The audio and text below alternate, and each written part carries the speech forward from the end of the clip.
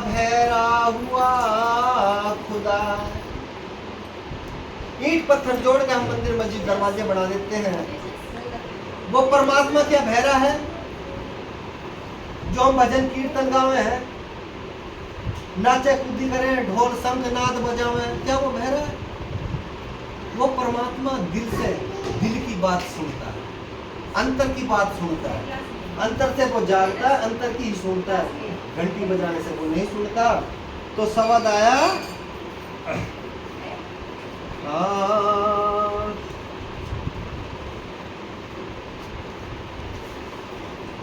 हरि मैं तो सत्य गुरु के गुण गाऊंगी, मेरी यही समझ में। वो बहू अपनी सास से कहेगी, चल मगर यहाँ कुछ ना रखो। तो बहू कह रही, हरि मैं तो सत्य, हरि मैं तो सत्य गुरु के गुण गाऊंगी, मेरी नहीं समझ में आए। हरि मैं तो सत्य गुरु के गुण गाऊंगी, मेरी यही समझ में आए। हरि मैं तो सत्य गुरु के गुण गाऊंगी, मेरी यही समझ में। भाऊ चल मंदिर में ना जा रही।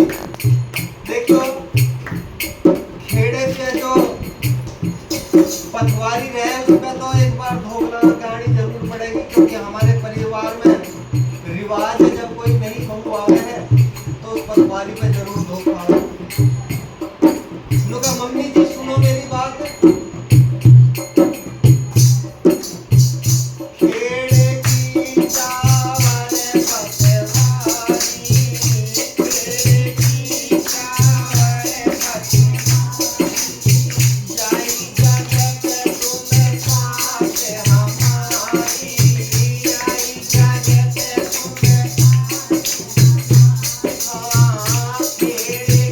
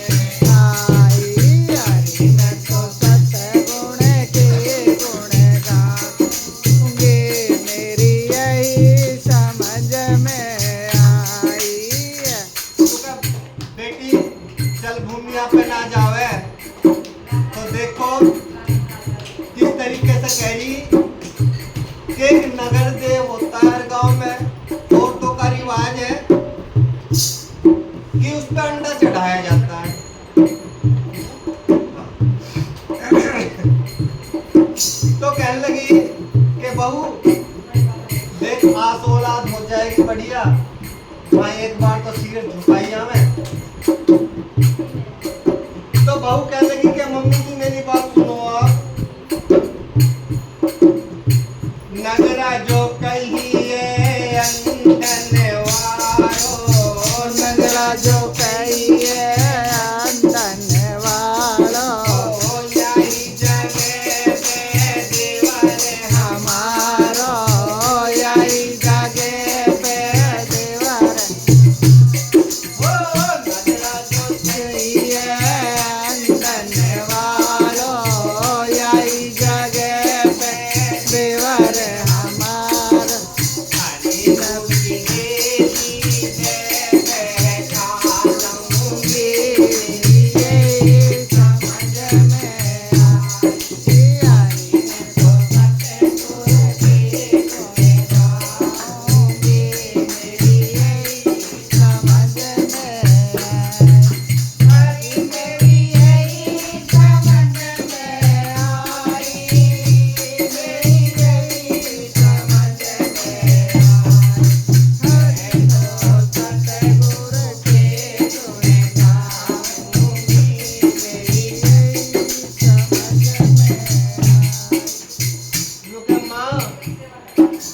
मैं वहां अंडा चढ़ाने ना जाऊं, एक अंडे में जीव होता है, एक जीव की हत्या करके और मैं अपने लिए जीव मांगू, अपने लिए औलाद मांगू, किसी की औलाद को खत्म करके और अपने लिए औलाद मांगू, तो धिक्कार है मेरे जीवन पे।